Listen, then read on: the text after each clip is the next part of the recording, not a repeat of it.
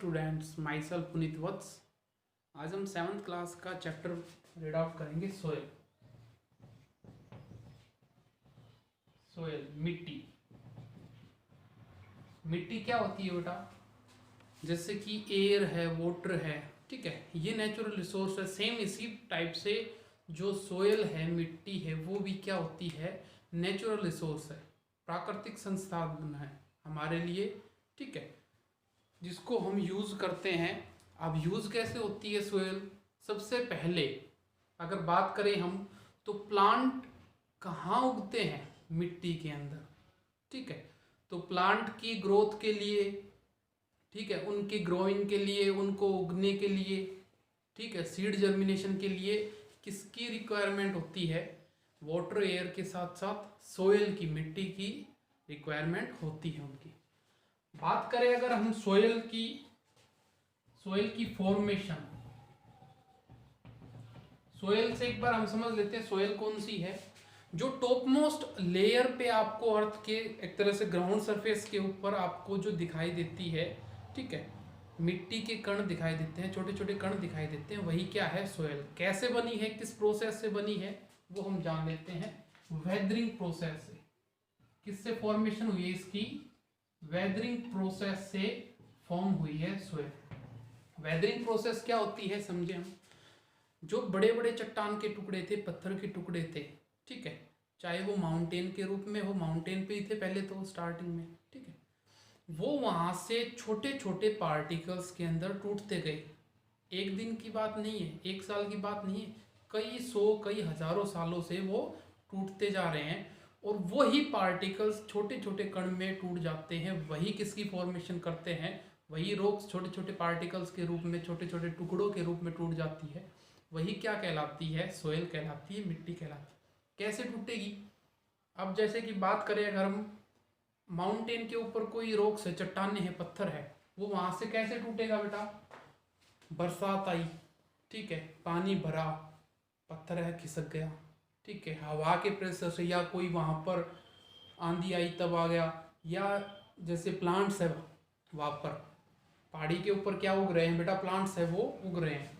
अब उनकी प्लांट्स की रूट है, बड़े होते जाएंगे, वो रूट फैलती जाएगी।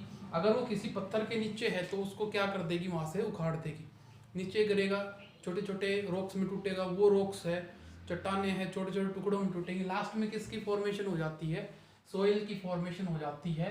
किस प्रोसेस से बेटा? Weathering process.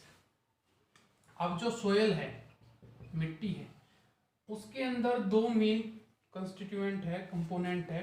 एक तो जो रॉक्स है उसकी वेदरिंग होकर छोटे छोटे पार्टिकल्स है उसके अंदर, साथ में ह्यूमस प्रेजेंट है। ह्यूमस का मतलब एक तरह से ऑर्गेनिक मैटर।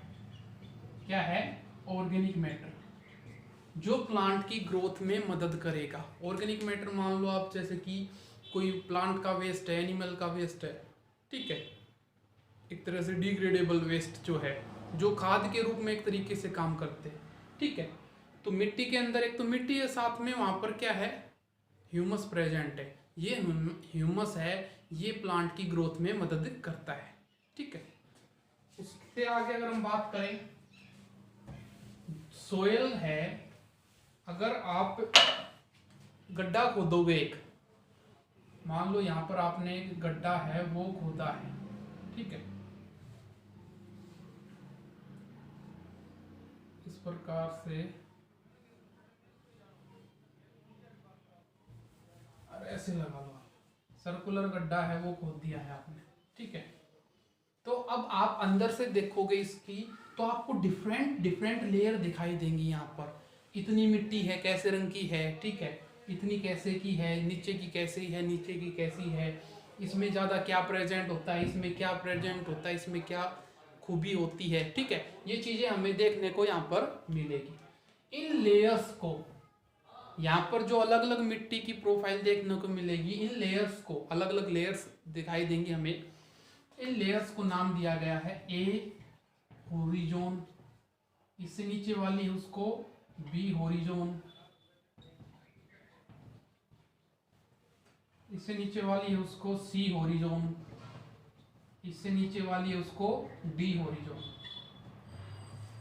ए होरिजोन, बी होरिजोन, सी होरिजोन, डी होरिजोन। होरिजोन का मतलब आप समझ सकते हैं लेयर, एक तरीके से ऊपर वाली है उसको A layer, B layer, C layer, D layer, ठीक है। अब ए लेयर कौन सी होगी, उसके अंदर क्या खूबी होगी, किस प्रकार से हम उसका पता लगा सकते हैं, ठीक है। तो सबसे पहले अगर हम बात करें ए लेयर की, बात करें यहाँ पर इस प्रकार से जो ये वाली लेयर है ये हमें दिखाई दे रही है, ये किस प्रकार से होगी, क्या क्या खूबी होगी इसके अंदर। सबसे पहले बात करें होती कहाँ है, ए होरिजोन क्या होगी, ग्राउंड से जस्ट नीचे वाली, मतलब खोदेंगे तो ऊपर ही ऊपर जो हमें दिखाई देगी, ठीक है। गड्ढा खोदते हैं तो ऊपर ही ऊपर जो दिखाई देगी, या ऊपर से जो पहले नंबर पे आ रही है वो क्या है, ए होरिजोन। और ए होरिजोन है यहाँ पर, इसका कलर कैसा होता है, डार्क कलर की होती है, एक तरह से ब्राउन कलर की लगा लो आप, ठीक है। मोस्टली किस कलर की मिलती है, ब्राउन कलर की। और इसके अंदर ह्यूमस भी अच्छी मात्रा में, ऑर्गेनिक मैटर है वो भी अच्छी मात्रा में प्रेजेंट होता है। और वो क्या करता है, मैंने अभी बताया था, प्लांट की ग्रोथ में मदद करता है, ठीक है।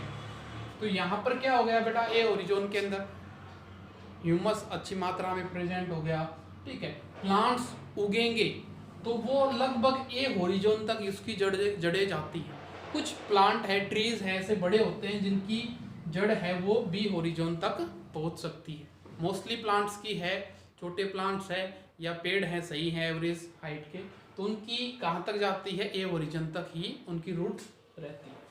उसके बाद यहाँ पर क्या हुआ, बहुत सारे जो ऑर्गेनिज्म हैं, जीव हैं, जैसे कि रैट हो गया, स्नेक हो गया, उनके लिए जो बिल खोदते हैं वो उनका घर यहीं पर है, ए होरिजोन के अंदर ही वो रहते हैं। तो शेल्टर हो गया बहुत सारे ऑर्गेनिजम्स का। उसके बाद अगर बात करें बी होरिजोन की, बी होरिजोन है इससे ए होरिजोन से जस्ट नीचे। इसमें क्या है, इसका कलर मिलेगा, लाइट कलर मिलता है, थोड़ा हल्का कलर मिलेगा। ऊपर वाली का क्या था, डार्क कलर था, इसमें लाइट कलर मिलेगा। ऊपर में क्या था, ए होरिजोन के अंदर ह्यूमस अच्छी तरीके से प्रेजेंट था, ठीक है, मतलब कि ऑर्गेनिक मैटर है वो अच्छी तरीके से प्रेजेंट था। इसके अंदर ह्यूमस है वो कम मात्रा में रहेगा, इसका मतलब ह्यूमस अच्छे तरीके से प्रेजेंट था, ग्रोथ प्लांट की अच्छे से हो सकती है, एक तरह से फर्टाइल सोइल होती है। और ये क्या रहेगी, इनफर्टाइल रहेगी, मतलब उपजाऊ शक्ति इसकी कम है। उसके आगे अगर हम बात करें यहाँ पर सी होरिजोन की, तो सी होरिजोन के अंदर आते हैं रॉक्स के, चट्टान के टुकड़े, छोटे छोटे पत्थर, ठीक है। सी होरिजोन के अंदर क्या आएंगे, नीचे चले गए हैं, चट्टान के या पत्थर के छोटे छोटे टुकड़े हैं आपको वहां पर मिलेंगे, ठीक है। यहाँ पर ह्यूमस प्रेजेंट नहीं है, मतलब कि ऑर्गेनिक मैटर नहीं है इतना प्रेजेंट, ठीक है। लैंड है फर्टाइल, इसका तो मतलब है ही नहीं, क्योंकि नीचे है, रॉक्स है, चट्टाने कहाँ से फर्टाइल होंगी। हाँ, मिनरल्स यहाँ पर कुछ मिल सकते हैं। इससे आगे अगर हम बात करें डी होरिजोन की, तो यहाँ पर चट्टानों के बड़े बड़े टुकड़े मिलते हैं। क्या मिलते हैं बेटा, चट्टानों के बड़े बड़े टुकड़े। और यहीं पर डी होरिजोन से जस्ट ऊपर, सी होरिजोन से नीचे, यहाँ पर इस एरिया में वाटर टेबल होती है अपनी, वाटर रिजर्व होता है। जैसे कि हम बोरवेल करते हैं, उसमें क्या करते हैं, जो पाइप वगैरह डालते हैं वो कहाँ तक जाते हैं, इन बेड रॉक्स तक। यहाँ पर बेड रॉक्स प्रेजेंट होती है, बड़ी बड़ी चट्टानें प्रेजेंट होती है, इनके नीचे पानी जाएगा नहीं, यहाँ इनके ऊपर पानी प्रेजेंट होता है, ठीक है। और यहीं से जो बोरवेल किया है हमने, पानी वो यहीं से उठाता है, ठीक है। तो ये कुछ लेयर्स थी सोइल प्रोफाइल की, ठीक है, होरिजोन के बेस पे। उससे अगर हम आगे हम बात करें सोयल, मिट्टी, इसकी टाइप की, मिट्टी कितने टाइप की होती है, तो टाइप्स होती है सोयल की मेनली 3। सबसे पहले बात करें अगर हम, तो पहला है सैंडी सोयल, सैंडी सोयल। दूसरा है क्लेई सोयल, क्लेई सोयल। और तीसरा है अपने पास लोमी सोयल, लोमी सोयल, ठीक है। अब इसमें अगर मैं बात करूं, उससे पहले हम सैंड के बारे में और एक तरीके से हम क्ले के बारे में थोड़ा जान लेते हैं। सैंड होती है जिसको बालू मिट्टी बोलते हैं, मोटे कण होते हैं जिसके, रेतीली, रेत जिसको बोलते हैं। और क्ले होती है चिकनी मिट्टी। सैंड के पार्टिकल्स मोटे मोटे होते हैं और क्ले के क्या होते हैं, बिल्कुल छोटे छोटे पार्टिकल्स। क्लेई सॉइल के पार्टिकल्स कैसे होते हैं, क्ले देखी होगी आपने, चिकनी मिट्टी जिससे कुछ हम खिलौने भी बनाते हैं, हाथी बना लिया या और कुछ खिलौने हम बनाते हैं इससे। अब अगर हम बात करें सैंडी सॉइल, सैंडी सॉइल में ज़्यादा मात्रा में करीब से 70% to 80% क्या प्रेजेंट रहेगी, सैंड। क्या प्रेजेंट रहती है बेटा, सैंड प्रेजेंट होती है और क्ले है उसकी प्रेजेंस यहाँ पर कम है। सबसे पहले अगर बात करें कहीं पर सैंडी सॉइल है, सैंडी सॉइल अब बड़े बड़े कण है, मैंने बता दिया सैंड के रेत के बड़े बड़े कण होते हैं, ठीक है। सैंडी सॉइल है कहीं पर तो इसके बीच में एक तरह से छिद्र होते हैं, गैप है, बड़े बड़े कण हो गए तो इनके बीच में क्या रहेगा, गैप रहेगा। तो यहाँ पर जो पानी है वो सीपेज आसानी से हो सकता है, पानी की जो सीपिंग होगी वो आसानी से सीप हो जाएगा, नीचे जा सकता है, सोख लिया जाएगा, ठीक है। बात करें अगर हम यहाँ पर इसकी ये फर्टाइल होती है या नहीं होती है, सैंडी सॉइल के अंदर ह्यूमस बहुत कम प्रेजेंट होता है। दूसरी मेन चीज, ये पानी को होल्ड बहुत कम कर सकती है, मतलब वाटर होल्डिंग कैपेसिटी इसकी क्या होती है, बहुत कम। बालू मिट्टी में अगर आप पानी डालोगे तो वो जल्दी से क्या हो जाएगा, नीचे चला जाएगा, सोख लिया जाएगा, ठीक है। तो वाटर होल्डिंग कैपेसिटी क्या है इसकी, कम है। अब प्लांट हमने यहाँ पर उगाया है, अब हम ऐसा तो कर नहीं सकते कि लगातार वहां पर पानी जाता रहे, ऐसा नहीं कर सकते। हम क्या कर सकते, एक दिन में, 2 दिन में, सप्ताह में, ठीक है, इस प्रकार से वाटरिंग करते हैं प्लांट्स की। तो सैंडी सॉइल के अंदर आसानी से जो प्लांट है वो उगते नहीं है। यहाँ पर मेनली वही प्लांट्स होंगे जिनको पानी की कम आवश्यकता है और जिनकी जड़ें नीचे तक जाती है, ठीक है। कहाँ पर देखने को मिलती है, ये रेगिस्तान में आसानी से देखने को मिल जाएगी आपको सैंडी सॉइल, ठीक है। वहाँ पर आप देखोगे बहुत कम पेड़ मिलते हैं, एक आध कोई पेड़ वहाँ पर मिलेगा, फर्टाइल भी इतनी नहीं होती। बात करें क्लेई सॉइल, क्लेई सॉइल में ज़्यादा प्रेजेंस किसकी होती है, क्ले की, चिकनी मिट्टी होती है उसकी प्रेजेंस होती है, और चिकनी मिट्टी के अंदर ह्यूमस भी अच्छे से प्रेजेंट होता है, ठीक है। बात करें वाटर होल्डिंग कैपेसिटी, तो वाटर को अच्छे से होल्ड भी कर सकती है क्लेई सॉइल, पानी को रोक के रख सकती है। एक खेत देखा होगा आपने कोई भी जिसके अंदर चिकनी मिट्टी है, पानी डालो, पानी क्या रहेगा, खड़ा रहेगा। अगर वही केस सैंडी सॉइल के साथ करें हम तो पानी वहां पर खड़ा नहीं रहता है, जल्दी से क्या हो जाएगा, सीप हो जाएगा, नीचे चला जाएगा।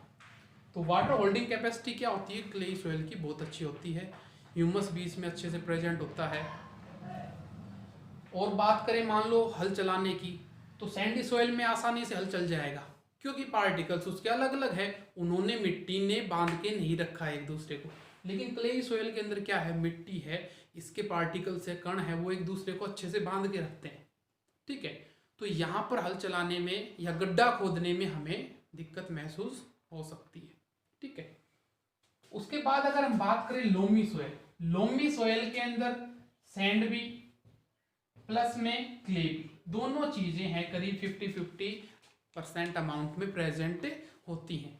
अब दोनों का मिक्सचर हो गया, यहाँ पर सैंडी सॉइल का भी मिक्सचर हो गया और क्लेई सॉइल का मिक्सचर हो गया।